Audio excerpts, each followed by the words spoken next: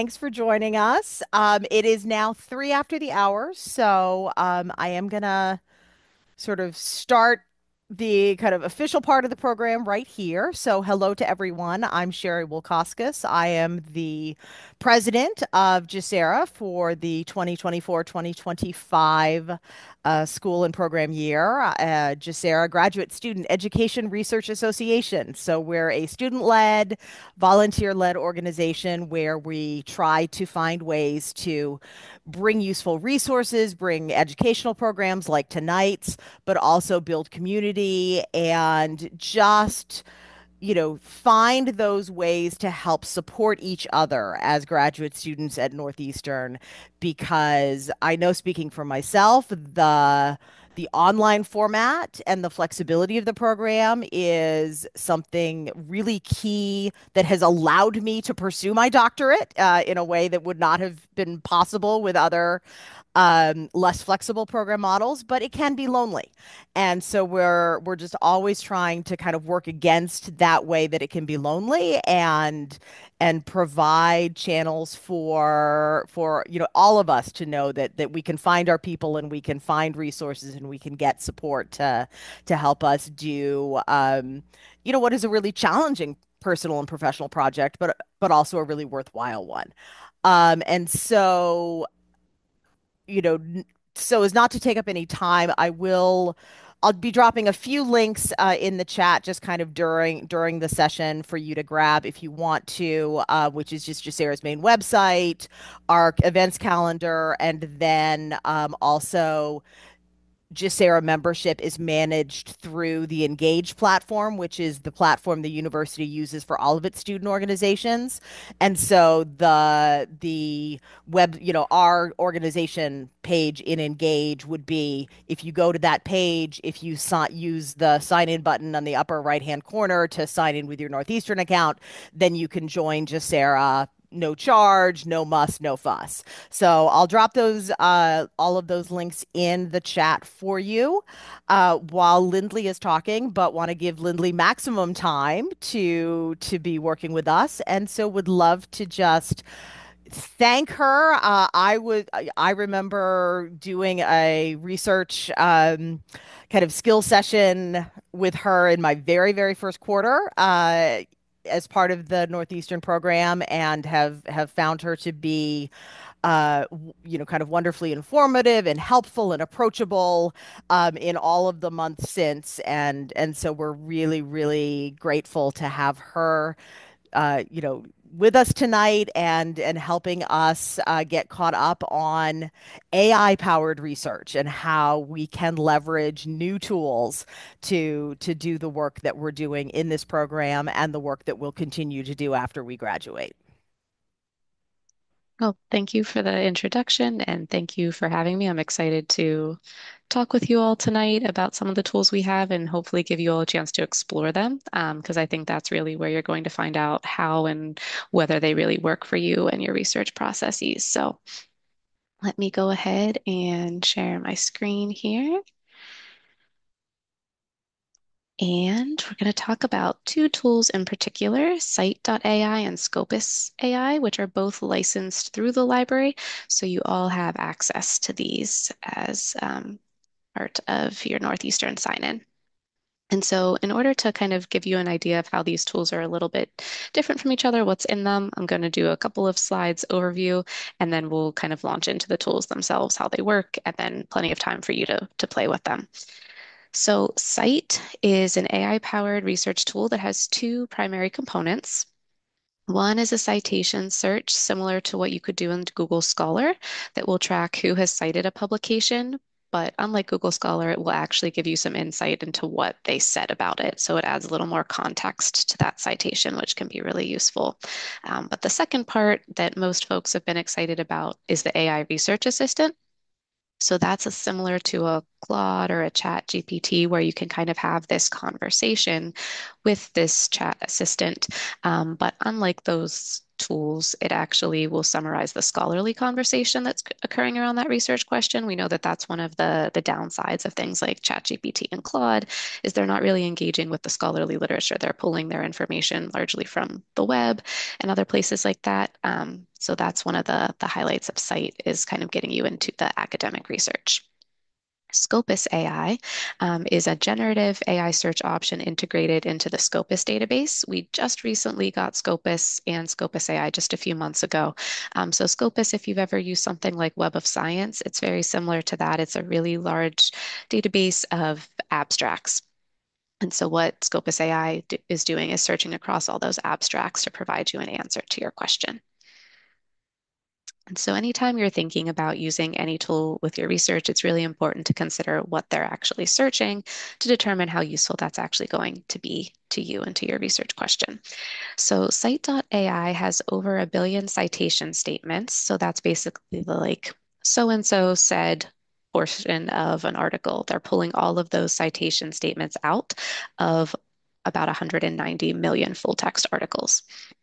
And they get access to these publications through agreements that they're making directly with academic publishers. So, like Oxford University Press, Cambridge, Elsevier, as well as some preprint archives. So, in those cases, those are articles that were submitted to journals and accepted but have not been published yet. And so they're getting the full text from those. There is a link on the slides, and I've put the slides into the chat. I've been assured they'll be shared with you all after so that you can actually go onto the Scite website and find the full list of resources. This would be really useful if you're a little further along in your studies and you know that there are certain journals that are kind of the ones that are the gold standard or that are publishing a lot in your area. Check and make sure that they're actually in Scite, because if they're not, then it's going to be a little less useful to you because you know that you're kind of missing that perspective in your results. One of the large publishers in education is Taylor and Francis, and they are not indexed or found in Scite. So that's something to keep in mind that it's not going to have everything. You're going to be missing a decent portion of the conversation. Scopus AI has abstracts of the peer-reviewed content that's in Scopus from 2003 to the present. So it's just the most recent 20 or so years. Scopus itself goes back to like the 1800s, but the AI layer is just searching from 2003 onward, and it's searching their abstracts. Scopus is multidisciplinary. Scite tends to skew more toward STEM, but Scopus has kind of equal representation among social sciences, health sciences, life sciences. So it is a more balanced perspective and have, over 28,000 journals, 2 million preprints, so on. So it's enormous. And I've also included the links here so you can again see if the sources that you've been finding so far are indexed in Scopus. And you can also specifically view their education titles, again, to make sure that the types of works that you've been finding so far are actually in these collections, because that will help to ensure that they're actually useful to you and your topic. In terms of how you can kind of best integrate these into your research workflows, there are a couple ideas. So Scite can help you generate search terms or research strands for your research topic. We'll give you a summary of the research on your topic, potentially highlighting resources you might not have already found through other academic databases. That key component I mentioned is that it identifies who has cited articles of interest as well as what they've said about those articles. And one of the power features is that you can check your own papers for possible retracted citations. So as you're working toward your dissertation, you can either submit a sort of draft of your dissertation and have the citations checked, or you can create a dashboard of the sources that you're gathering for your dissertation, and that will sort of keep up to date if anything gets retracted or notice of editorial concern is expressed, so that you would kind of double check that source and see if it's still something you want to incorporate in your paper. Scopus AI can help you outline some of the major facets of a topic backed by the references, help you kind of put together a concept map, which could give you ideas for further exploration of the topic. It will highlight some of the most cited authors on a topic and will help you identify some new and emerging themes related to your research question. So you'll see that they have some similar features, but there are some things that one is maybe better at than the other. I won't read through this table, but just wanted to highlight kind of at a glance some of the the biggest differences between the two. As I mentioned, Scite kind of skews more toward the STEM disciplines, whereas Scopus is a little more balanced. One of the things that you can do with Scite is kind of continue to chat with it like you would with ChatGPT or Claude, whereas Scopus allows you to ask a follow-up question, but it kind of generates a new summary rather than really engaging with the prior information. So if you want to have that sort of back and forth, Scite is going to give you that experience. Scite also gives you more control over your search experience, whereas Scopus is a little more restrained. So if you think of a kind of continuum with generative AI on one side with ChatGPT and Claude and research databases on the other. Scopus AI kind of sits closer to the research databases, and Scite sits a little closer to the generative AI in terms of your experience. In terms of how you get to these, they are both in the databases list on the library website under S. They're actually right next to each other in the list. And so at this point, I will hop out to the website and start our demo. So if you go to library.northeastern.edu and click on databases here, go to S, scroll down in the list, and you'll see Scite and then Scopus. So we'll start with Scite here. You'll be prompted for your Northeastern username and password when you are logging in. And because I'm already logged in, it kind of took me right to my search, but this is typically the screen that you would see in encountering Scite. You'll see an option here that will say either sign up or log in. I would recommend creating the account with Scite because you do get access to additional features like the dashboards I mentioned. You can export your references from Scite into a citation manager if you're signed in. You do have to sign up with your Northeastern email, but it is a free account because the library is providing access to Scite. So if you do sign up with your email address, then you can log in here once you've already kind of logged into Scite and get access to the full feature set. The research assistant piece can be accessed either by clicking Ask a Question or by clicking Assistant up here at the top. And then here, you can type in your question. It doesn't have to be formatted like a database search, like we have all practiced in the F1 course, which many of you will be relieved to find. So I tend to ask, how are faculty incorporating generative AI into the curriculum? And when you run your search, you'll notice that it takes a lot longer than a web search or a database search because what it's doing is it is prompting ChatGPT to take the role of an expert research librarian and come up with the best search terms for this topic. And that's what you're seeing populate over here under search is used. Then it's using those search terms to search the Scite corpus and find publications that match those terms. And I've never seen this happen before. There don't appear to be any references. So there might be something glitchy going on with Scite right now. But once it generates those list of references, it goes back to ChatGPT and asks it to fact check them and to only keep references um, that support the question. And if they don't support, it either has to rewrite it so that it is supported or to remove them. And so what you'll see often is about 25 references here.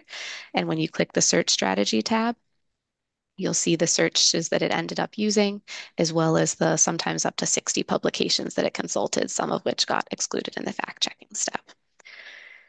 Now, when I mentioned that you have a little more control in this one than Scopus, one of the things I meant is that you can edit the searches. So if you look at these and think, oh, that's garbage, those are not including the words that I would have used, or it's leaving out an important part of my search, you can click the edit button here and you can either tweak the ones that they gave you, you can delete them, or you can add new search strings and then rerun. So you have some control there in how it's kind of putting together that search. You can also make customizations to how the search is being run, some of the parameters. So if I wanted to, I can check, I'm going to just run my question through again and see if I still get that weird glitchy error about not finding any sources. Um, but you can also click your assistant settings here while that's running. And so you can choose whether Assistant will always use references, never use references, or choose. Um, you can choose whether they're pulling the evidence from those citation statements, so those kind of things they've pulled out of full text, or just the abstracts, or both. One of the things that I'll show you once I kind of get my new response is table mode, which instead of the written summary that I'm getting here, kind of puts it into more of a matrix. So it lists each source and then summarizes how that source answers the question. So you may prefer that sort of output, and you can actually customize your columns in your table. You can choose the years that it's searching among. I have picked a pretty recent topic, so I'm not concerned about any of these references being too old. You can choose the type of publications it's pulling from. So if you just wanted to look at articles, for example, the citation style, which by default is APA, the length of the response. So if you want something shorter or longer than the kind of default medium, you can choose the number of publications it looks at, and then you can even choose specific journals or if you've set up dashboards to analyze. I'm not going to change any of the settings right now. Okay, so this is what I expected to see over here in the references. As you read through your summary, it will tell you where something is pulling from an evidence source. So for Kim 2025, I can either hover over it to see the full text that they're pulling from to support what they just, the argument they just made in the summary, or I can spot it over here on the panel over here on the right as well. And so I can click into this. I can check for full text to get to the full text of that document to actually read and verify for myself.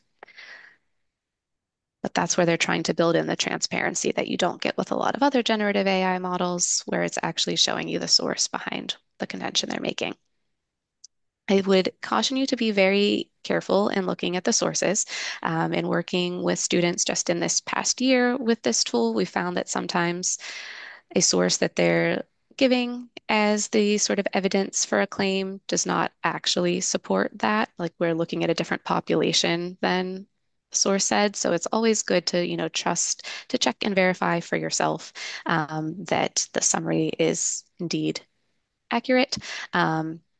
It's also always good to kind of double check the source that it's coming from, because I mentioned some things are preprint, so they haven't necessarily been published yet, and so there may be some errors or things that would happen there. Some predatory journals, ones that kind of ask you to pay for publication, have gotten sucked into Scite on occasion, and so sometimes you'll see things that aren't really a legitimate source or one that we would really think of as something we'd want to cite. So it's always good to double check the sources themselves. Always make sure you're looking at that full text. Don't just immediately trust what Scite is giving you. But now that we've seen that, I'm going to switch to table mode so that you can see the difference that different ways that that impacts the search. And I'll just refresh.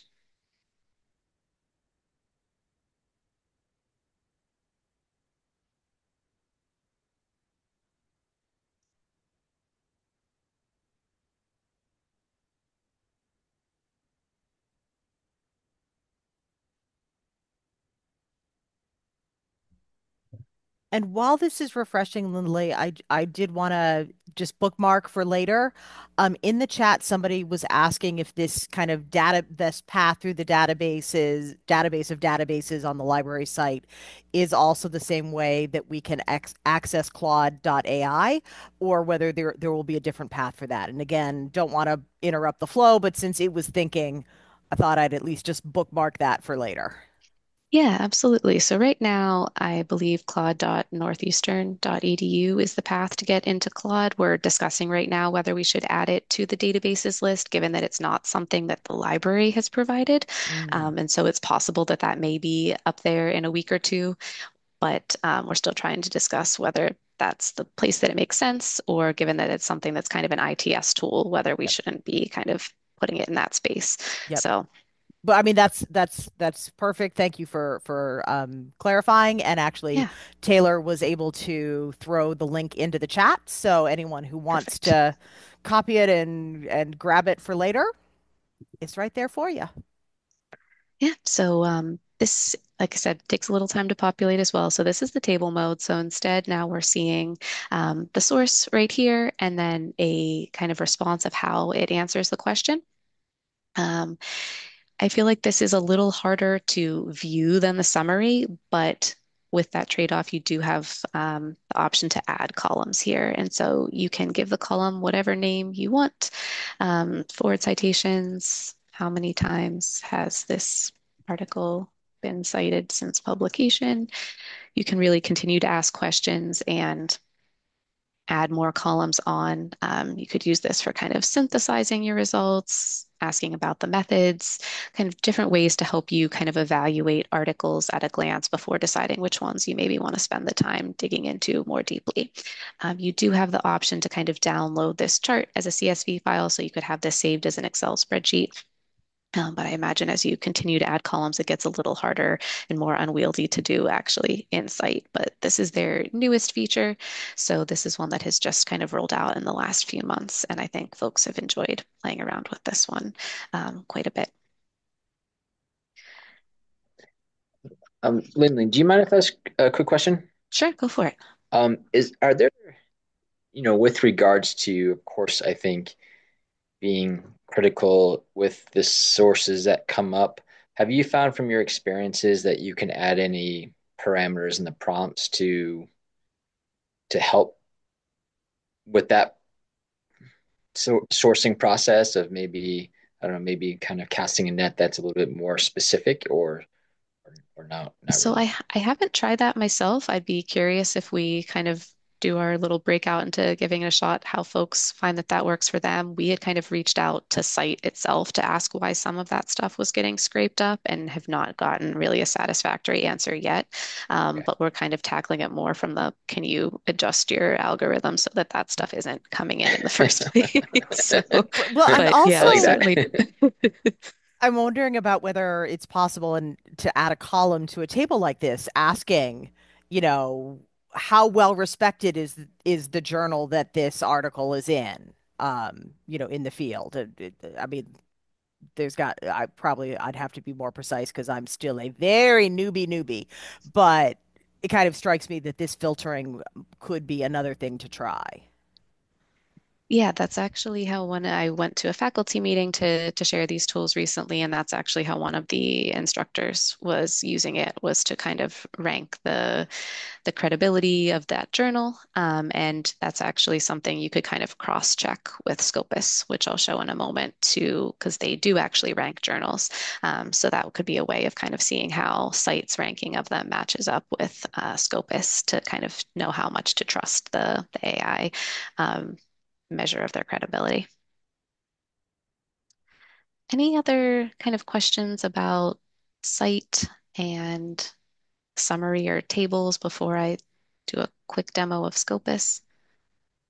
Jen, are you able to go off mic or do you want me to voice your question for you? Okay, then Jen also asked in the chat whether there are integrations to be able to use some of these outputs generated through Scite AI into like NVivo or other coding programs like that. So you should be able to, like, you can download your results from the table into an Excel spreadsheet, and you can kind of copy and paste the summary to get it out of there.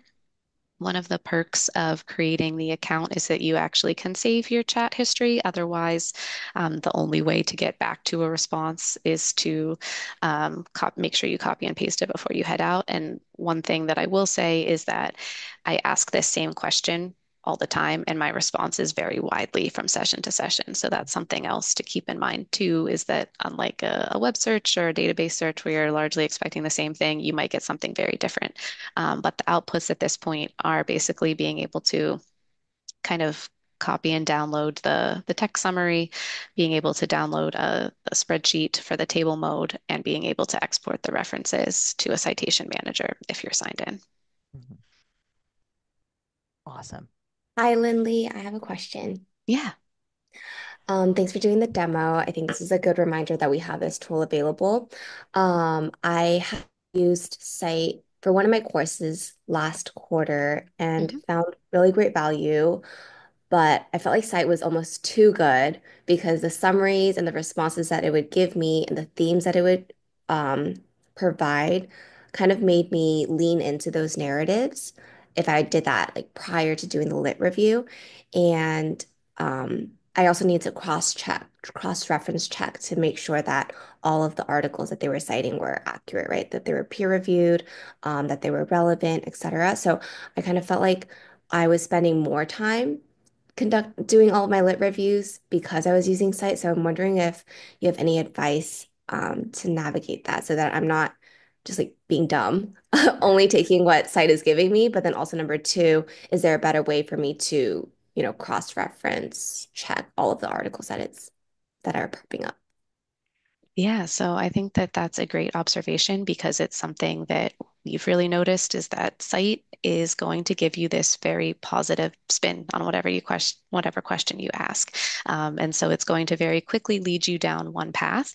And one of the ways to kind of make sure that you're thinking about all sides of an issue or maybe not immediately accepting kind of the narrative that Scite gets is to keep questioning it and probing it and asking questions in different ways to make sure that you're not just accepting that first response. Because we know that one of the biases with Scite is that there's some stuff that's not in here that's really relevant to education. And so we already have that bias, but then we kind of add that bias of Scite saying, this is my response and this is the answer. And it makes it sound really great and really positive. And you think like, oh, that's wonderful. But then as you ask the question again and get a completely different response, you realize it's going to be that very positive answer to anything that you ask. And so I think it's really good to have that critical mindset and to really look closely at those.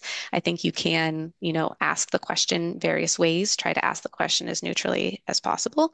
And you can also ask it in, both Scopus and Scite to see how the responses differ, kind of play them off of each other as well.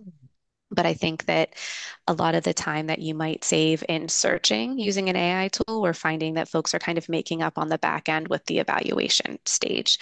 And so that's one of the reasons why I want folks to kind of try these out and see like, is this actually something that I want to use? Because I'm kind of an AI skeptic myself.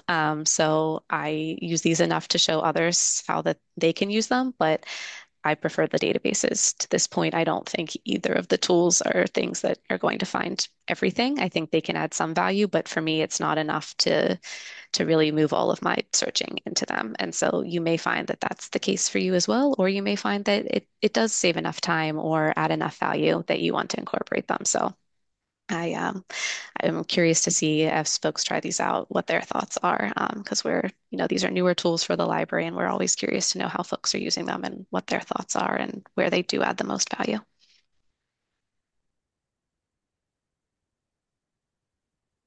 Thank you. Yeah. Any other questions on site? All right, I will pop back to the databases list and go to the Scopus AI. And so I mentioned this is Scopus has existed for a long time. It's a large database of abstracts. And so the Scopus AI piece is just kind of this AI layer that they added into it. And so I can ask how are faculty incorporating generative AI into the curriculum, just so you can see how this output differs. And is Just Scopus another one where it's helpful for us to create our own account to be able to like save results the same way you mentioned about Scite? Yes, if you create the account, you should be able to save your chats. I think that there's probably less pro features in Scopus than Scite. They seem to really in Scite be moving you toward the create an account to get access to everything, whereas Scopus, you can still kind of copy and download things without the account. But I've signed in just to make sure that we've got access to everything. The same question here. If we do the show copilot steps, you'll see that Scopus did the same thing that Scite did. It took my question and built it into a search statement. From the librarian perspective, I find that Scopus does a better job at building out the keyword portion, that search statement, than Scite does, but you also can't change it. So if you realize that there are some words missing here that I would really want incorporated. You need to kind of ask your question in a different way and hope that you get a better search statement. But one kind of hack is that if you do like this search statement, this is something that you could grab and copy and paste into a research database, kind of let the Scopus AI kind of put your search statement together, or at least do a good first pass, and then you can kind of tweak it and put it in a different database. But unlike the sort of written essay that you get out of the box with Scite, here you get a summary where it kind of breaks out the key points and then highlights the references over here on the right side. One thing that you might notice with the references in Scopus is that more of them might be coming from international sources than you might expect, because that's something that they really built into their model to try to avoid bias. They didn't just want to show you the most highly cited references on a topic, because we know that that's going to kind of privilege Western perspectives that are more published in journals and getting more highly cited. And so they're just trying to rank them on the relevance to your research question. If you are interested in seeing more of the highly cited or foundational documents, you'll see those appearing down here, but those aren't what were used to populate the summary that you see on the left side of the screen. And so here I feel like it looks more like a kind of Wikipedia entry when it's kind of breaking out the different facets of the topic and kind of giving you a window into what this research question might look like. As you scroll down, you have some more options to build this out. So if you click expanded summary, what it will do is kind of fill in some more details on each of the areas that it highlighted above. And again, those will be supported by references.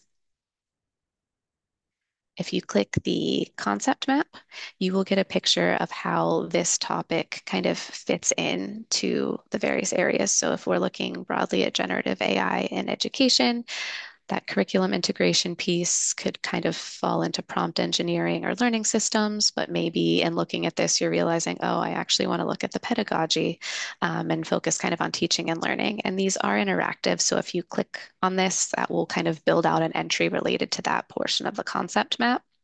So I think when you're trying to decide and refine your topic, this is where something like this map might be particularly useful.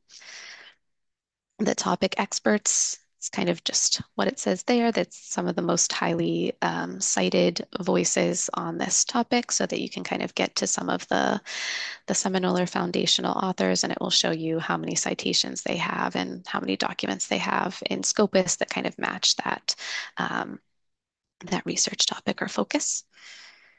And then the emerging themes is one of the newer things that they've added. This will identify some research themes, some that have been consistent in this area, some that are novel, brand new, or some that are kind of rising in popularity to, again, kind of give you room for exploration. So the generative AI in higher ed is consistent at this point, but looking at generative AI in foreign language education is something that's rising in prominence, as is looking at it specifically with entrepreneurship education. And rural and civic education is kind of a brand new theme. And for each of these, they kind of give you a research hypothesis that you can click onto to kind of build out a new entry. And they also give you some questions to kind of dig deeper based on your original research question. If you, like I mentioned a little bit earlier, if you ask a follow-up question here, it doesn't kind of interact in the way that something like Scite or Claude might, that it's kind of building on what came before. It's sort of just generating a new summary for you. So it's not quite conversational yet in the way that some of the other tools are.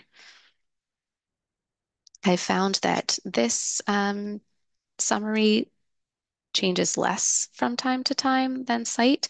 I usually get a pretty consistent set of areas that it identifies in this sort of generative AI in the curriculum. It's usually focusing on the design and teaching strategies and technology. Some of the sources it cites might be a little different. Some of the wording might change, but overall it's more consistent from search session to search session than I've seen with something like Scite. Any questions on Scopus?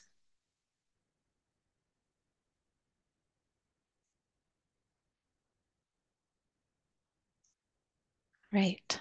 So I'm going to hop back to the slides here just to give you some questions to think about as you kind of play with these tools. And if anyone has used them at this point and wants to talk about these, happy to have that happen. Uh, so Something that I think is worth trying is trying your search in Scite, Scopus, and then a research database that you've used already, kind of comparing the quality of the citations between Scite, Scopus, and that database, the relevance of the sources that are returned between Scite, Scopus, and a database you've selected, and then really looking to see if Scite summary added any value to your search or your understanding of the topic. Similar for Scopus, what value or understanding was gained by using that tool. And then what benefits does a traditional research database provide over something like Scite.scopus and vice versa? And I think as you kind of work through these questions, that will help you determine where in that research process one of these tools might be most useful for you, if at all. Like I said, I'm not mandating that anyone use these. I think use it where it makes sense for you and where it adds value. And if it doesn't, it's fine to skip entirely.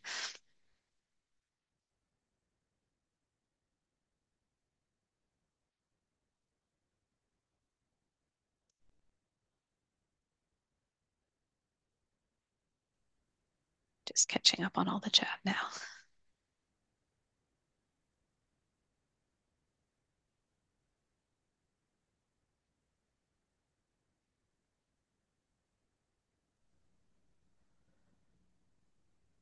So does anyone else have additional questions or, as Lindley invited, your own experiences, like Melody was drawing on with, using some of these tools in the past to add to the pool of wisdom. As Doc Croc always says, none of us is as smart as all of us together. I have a quick question. I wanted to know, so I was using Cloud today, and then all of a sudden said, you have reached your limit. I logged in with my Northeastern credentials. Is there a limit where it's gonna stop you from using it? And then after certain hours, you can log back because it told me after 10 o'clock, you can come back in. But I'm not sure if there's a thing like that, or maybe it did not recognize that I'm a Northeastern student. What's going on? So Claude is provided by Information Technology Services. So kind of help at ITS is who I would contact if you're getting booted out of Claude.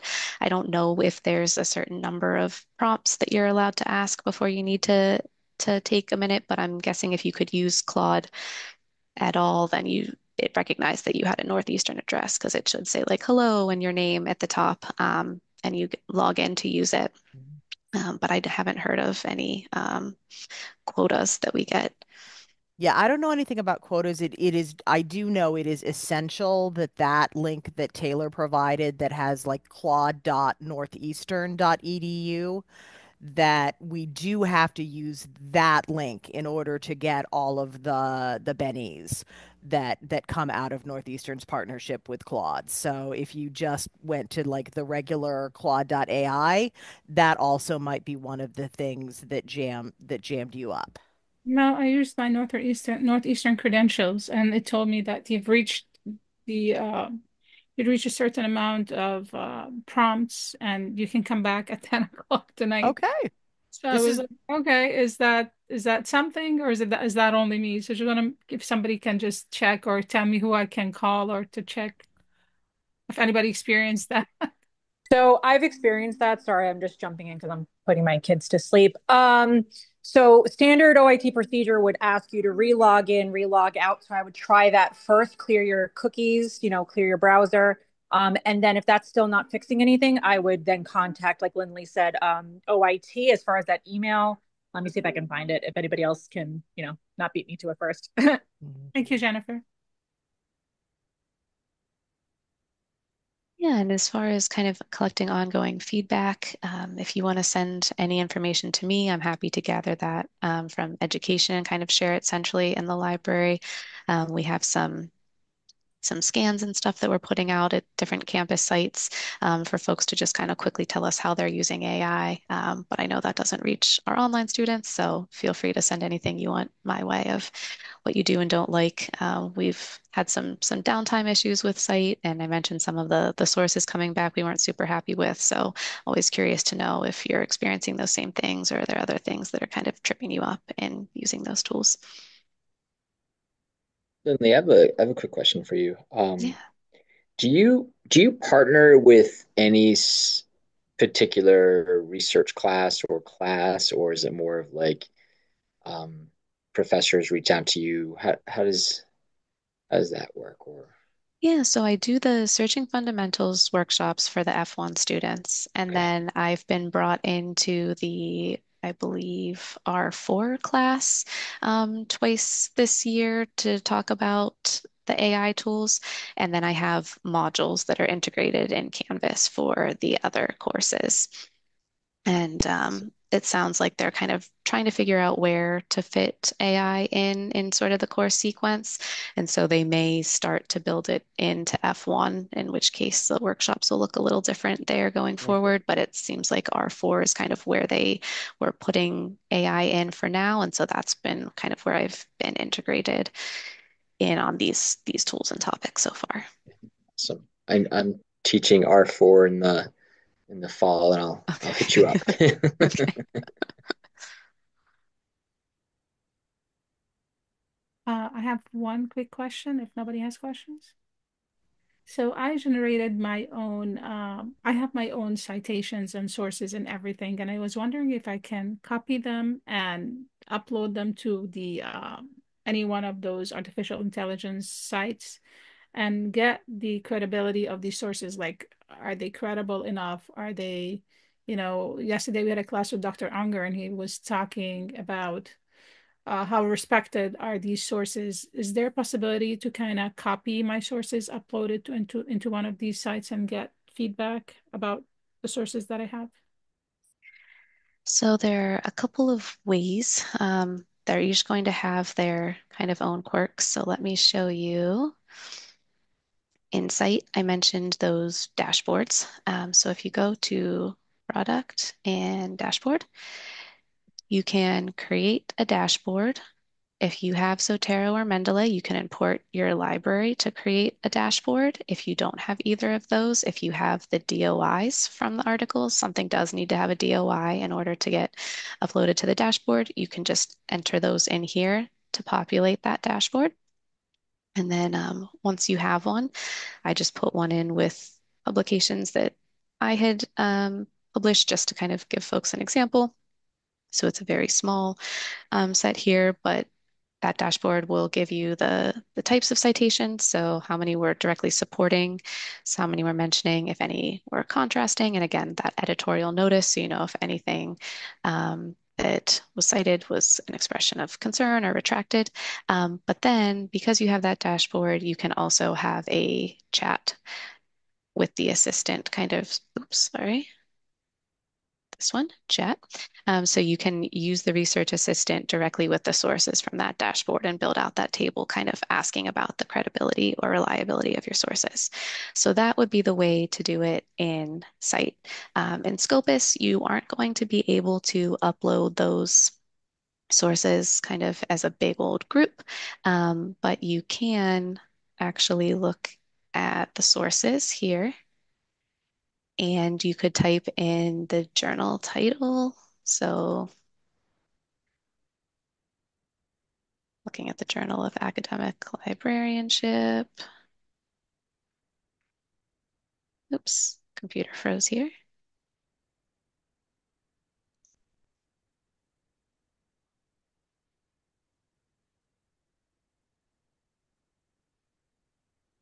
We'll try going back to Scopus. Try that one more time.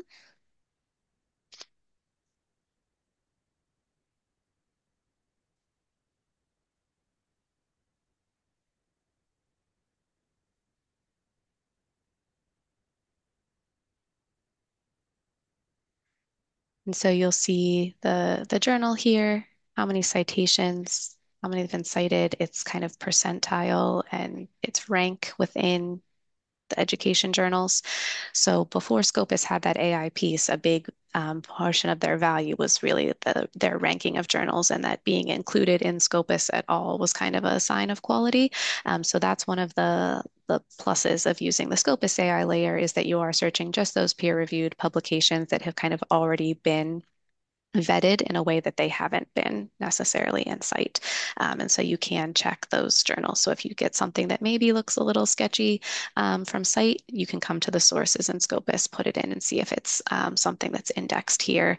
If it's not, that might be something you want to take some additional look at and see, where it's coming from, what kind of things it's publishing, how long it's been around. So those are kind of the ways you can check on the credibility of your sources and those two tools. Thank you. Yeah. It's possible that Maya and I were in the same class with Dr. Unger last night, but I'll Hmm. share one other tip that Dr. Unger had, which is that it's particularly coming out of Scite, that CSV output that you can, if you like put your sources into a table, um, then say if you save it as an Excel and then upload that Excel file into Claude, you can actually then use Claude to sort of interrogate and ask kind of more questions about the articles. And so like I did um when I was testing it out, I forget, like I had done some search about how like concept mashed up with universal design for learning, and then took that table and put it into Claude and started asking questions about, okay, well, how many of these articles talk about teaching universal design for learning to other educators? And then like it bubbled up, okay, well then these six are probably most important to you. And then I didn't have time to sort of further validate the quality of the results, but like that was how kind of with Dr. Unger's coaching, I was able to use multiple tools to kind of have an extended process of inquiry. Thank you. There's another question. I'm going to voice it again for Jen since I know she's in mama bear mode as well as being with us. So thank you, Jen, for multitasking. But she was wondering like how often kind of like what's the time lapse of the conversation between the article publishers and these AI tools like Scite and Scopus. If someone if I'm lucky enough to get published, and it comes out today, will Scite find it if I look for it tomorrow? Will Scite find it if I look for it a week from now, or will it be longer? Yeah, so it shouldn't be anything like you saw with sort of early versions of Chat GPT, where it's like our corpus cuts off 2 years ago, and so Yeah. not recognizing anything like that. I don't know the exact time frame in Okay. terms of like, is it the next day, is it the next week? But it should be much quicker than you were seeing with kind of the early generative AI because Scopus is indexing all of those journals regularly, and it's just the abstract. So a lot of times you'll even see that abstract before something's published. So that should be up there quickly. And I don't know the exact time frame for Scite, but it would be the same way that they have Yeah. those agreements in place with the publisher, so they're getting those things very quickly. Yeah. So, I mean, at least we do have that reassurance that there's some calendar of regular refreshing Yes. going on, even if, we obviously don't have visibility to their business model in all of its details. And one of the things I should have mentioned about the dashboard as well is that you can set an alert on that. So you can be notified if new citations happen for anything you have stored in that dashboard. So again, kind of keeping the stuff coming to you rather than having to go out and search it. Mhm.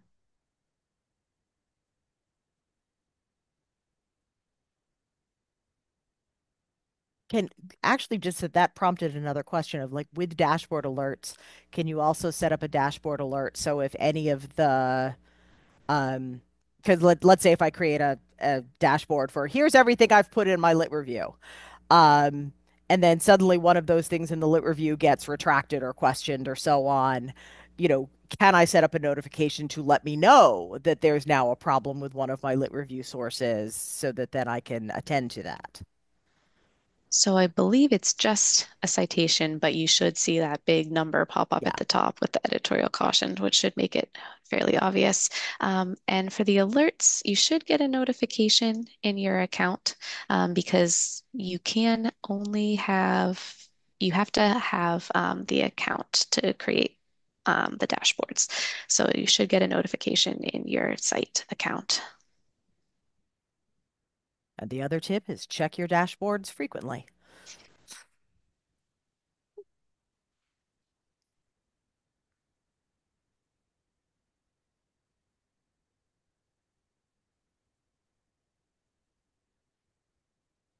The Okay. other thing I had mentioned that was a power feature for Scite, which I can show, was the kind of reference check. So again, in that product menu right below dashboards, if you are working on a paper and want to make sure you don't want to go through creating the dashboard, you just want to make sure that everything you've cited is kind of on the up and up, you can choose your file and drag it there. I did it for an existing article of my own, so it's going to be under the reference checks. And then it's saved there and has successful upload, and none of the references had an editorial concern that Scite found. So that can be kind of a quick check for yourself as you're working on something. It will check your reference list if you don't want to go through the process of creating a dashboard. But this is another feature where you'll need to be signed into that account.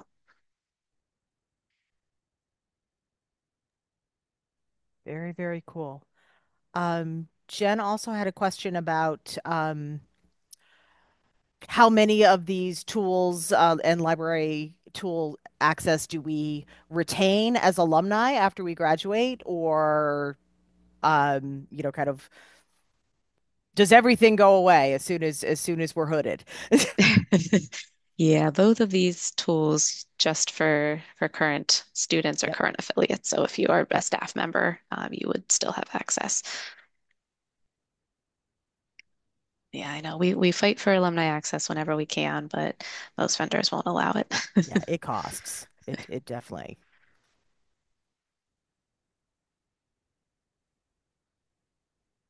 Any other thoughts, ahas, questions? Yeah, use it before you lose it. Exactly.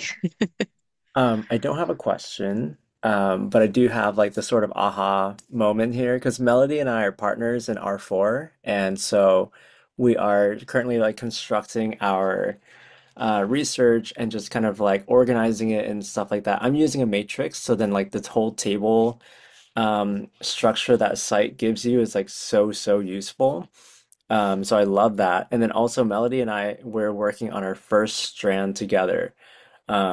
And we're kind of just like keeping each other accountable and stuff like that. So like this is so useful for us throughout R4 and everything like that. Like I can totally tell I'm going to use this a lot. It's really helpful to hear. And I feel like I learned it first with citation managers when I used to teach those a lot, that like you all use it in way different ways than I do. And so it's always really helpful to hear those use cases. And so when, the vendors are talking about new products and new things that they're trying to feature, I can kind of bring your perspective into it and what you are and aren't liking because you're all using it in different ways than I am and that I ever will. So Yeah, and plus one when I got introduced to this tool yesterday by Dr. Unger, and then this has just deepened my kind of knowledge and understanding. So it's been a wonderful kind of back-to-back experience for me. But I found that narrative to be kind of not like unhelpful because like even like the way that auto generate because I remember my cross concept I had asked about cross pollinating design thinking and universal design for learning, and reading the narrative it actually sounded like here's a bunch of design thinking articles that we have, and now we're just extrapolating and saying, yeah, it's all in harmony with UDL. And I'm like, okay, well, on the one hand, I agree. And on the other hand, that's not going to pass the smell test for a literature review. But like once I put it in the table, I was better able to see the articles that really did talk about them both together. In and help me know what kind of the more relevant kind of items were for me. So I love that table, you know. Well, then I think this is like I'm seeing flowers and thank yous in the chat, Lindley, and definitely want to add my voice to that because this really has been a valuable program for us tonight, and will be very much valuable when we get the recording posted, which